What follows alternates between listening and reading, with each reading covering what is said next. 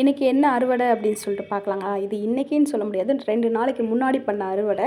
அதில் வந்து கலவை கீரைகள்லாம் பறித்து எடுத்துக்கிட்டேன். நிறைய கீரைகள் இருந்துச்சு. இந்த மழை பெஞ்சனால எல்லாமே ஃப்ரெஷ்ஷாக இருந்தனால, அங்கங்கே இருக்கிற கீரைகள்லாம் பறித்து எடுத்துட்டேன். சில கீரைகள் வந்து நம்ம கரிசலாங்கண்ணியாக இருக்கும், பொடுதலையாக இருக்கும், அதுக்கப்புறம் சிலோன் பசலை அந்த மாதிரி கீரைகளும் கொஞ்சம் இருக்கும். இது வந்து கரிசலாங்கண்ணி. இது வந்து அங்கங்கே விதைகள் விழுந்து அது மூலயமா வளர்ந்துருந்துச்சு. சரி இதையும் பறித்து போடுவோம் அப்படின்னு சொல்லிட்டு போட்டாச்சு. அப்புறம் பொடுதலையும் கொஞ்சம் பறிச்சிருந்தேன். எல்லாமே கலவை கீரையில் போட்டோம் அப்படின்னா எல்லாத்துலேயும் ஒவ்வொரு சத்து இருக்குது. அதனால் ஒவ்வொரு சத்து நம்ம உடம்புக்கு கிடைக்கும்ல அப்படின்றனால ஒவ்வொரு கீரையும் தனித்தனியாக சமைக்காமல் அந்தந்த டைமில் என்ன கீரை கிடைக்குதோ அதுக்கு தகுந்த மாதிரி போட்டு சமைச்சிருவேன். அந்த மாதிரி தான் இன்றைக்கும். அதே மாதிரி வாரத்துக்கு ஒரு டைம் வந்து கீரை சமைச்சிடுறது. ஏதாவது ஒரு கீரை கிடைக்கும். சுக்குட்டி கீரையோ இந்த மாதிரி கலவை கீரையோ ஏதாவது ஒரு கீரையை போட்டு சமைச்சு சாப்பிட்றது. கீரைக்கெலாம் நம்ம வீட்டில் பிரச்சனையே இல்லை. காடு ஃபுல்லாக சுற்றினாலும் டெய்லியும் கூட நம்ம கீரை சாப்பிட்லாம். அந்த அளவுக்கு கீரைகள் நிறையா இருக்கும். நிறைய பேர் நம்மளுக்கு வாட்ஸ்அப்பில் கேட்குற கேள்வி என்ன தெரியுங்களா? உங்களுக்கு எப்படி இதெல்லாம் தெரியுது? எப்படி நீங்கள் கற்றுக்கிட்டீங்க அப்படின்னு சொல்லிட்டு. இது எல்லாமே என்னோடய இன்ட்ரெஸ்ட்டு. அதே மாதிரி நான் வளர்ந்தது எல்லாமே திருப்பூர் சைடு தான். ஆனாலும் அப்பப்போ கிராமத்துக்கு போகும்போது எந்தெந்த விஷயம்லாம் பார்க்குறனோ அதை அப்படியே மைண்டில் வந்து ஸ்டோர் பண்ணி வச்சுப்பேன். அது வந்து இப்போ யூஸ் ஆகுது.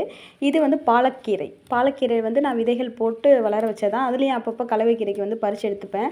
பாலக்கீரை தனியாக போட்டு சமைக்கிற அளவுக்கு வந்து கிடைக்காது. அதனால் நான் இப்படி கலவை கீரையில் வந்து யூஸ் பண்ணிக்கிறது. ஏர் பொட்டேட்டோ இன்றைக்கி செக் பண்ணி பார்க்கலாம் அப்படின்னு சொல்லிட்டு ஒரு 3 காய் போல் பறித்தேன். நுரை பீர்க்கங்காயும் ஒரு 3 காய் பறித்தேன். சரி எல்லோரும் பிஞ்சா சமைச்சு சாப்பிடுங்க நல்லாயிருக்கும் அப்படின்னு சொன்னாங்கன்ட்டு. ஆனால் அது பயங்கர கசப்பு. நான் கட் பண்ணும்போதே 2 இதை வந்து எடுத்து எடுத்து சாப்பிட்டு பார்த்தேன். ரொம்ப கசப்பு. சரி வேண்டாம் அப்படின்னு சொல்லிட்டு அதை மாட்டுக்கு போட்டுட்டேன். நான் சாப்பிடல. அப்புறம் நம்ம வீட்டில் வந்து இந்த சில்லி, காஷ்மீரி சில்லி, அதுக்கப்புறம் நீட்ட பச்சை மிளகா, புல்லட் மிளகாய் அப்படின்னு சொல்லிட்டு நிறைய மிளகாய் செடி இருக்குது. நிறைய மிளகாய் செடிகள் வந்து அங்கங்கே அதுவாக வளர்ந்தது. இதெல்லாம் அதுவாக வளர்ந்த செடிகள். அங்கங்கே வீட்டை சுற்றியும் வந்து நிறைய இடத்துல மிளகாய் செடிகள் வந்துருந்துச்சு. அதையும் நான் வந்து பறித்து எடுத்தாச்சு. இன்னும் எங்கெல்லாம் இருக்குதுன்னு தெரியல. அப்புறம் தம்பட்டவரை வந்து பிஞ்சாவே அப்பப்போ பறித்து எடுத்துக்கிறது, முத்த விடுறதில்ல. அப்புறம் சொடக்கு தக்காளி வந்து நிறையா இருந்துச்சு. அதில் கொஞ்சம் போல் பறித்து எடுத்தேன். ஏன்னா சாப்பிட்றதுக்கு ரொம்பவே நல்லாயிருக்கும். அதனால் அதை கொஞ்சம் பறித்து எடுத்துக்கிட்டேன். அப்புறம் இது வந்து குட்டி குட்டி செரி தக்காளி. இது விதைகளுக்காக தான் இப்போ விட்டு வைக்கிறது. முன்னாடிலாம் பார்த்தா நான் பறித்து சாப்பிட்றேன். விதை கேட்குறவங்களுக்கு கொடுக்க முடியல. அதனால் விதைகளுக்காக எடுத்து வச்சுருக்கேன். கருவேப்பிலை செடியில் வந்து எப்பயுமே எனக்கு கருவேப்பிலை கிடைக்காம இருக்காது. ஏன்னா ஒரு தோட்டம் மாதிரியே வச்சுருக்கோம்.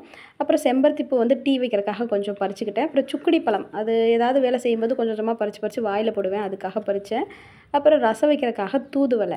அது கொழுந்து இலைகளாக பார்த்து பார்த்து பறிச்சுக்கிறது. நீங்களாம் கையில் பறிக்கிறதுக்கு ட்ரை பண்ணாதீங்க. எனக்கு வந்து கொஞ்சம் நேக்கு தெரியும் அப்படின்றனால நான் கையிலேயே பறிச்சிட்டேன். அப்புறம் பலூன் தக்காளி எல்லாமே காஞ்சு போயிடுச்சு செடி. ஏதோ 1, 2 செடிகள் மட்டும் இருக்குது. அதில் கொஞ்சம் கொஞ்சம் பழங்கள் கிடைக்கிது. முசுமுசுக்கையும் நம்ம தூதுவளையும் போட்டு ரசம் பண்ணோம்னா செமையாக இருக்கும். இதுதான் 2 நாட்களுக்கு முன்னால் செஞ்ச அறுவடை.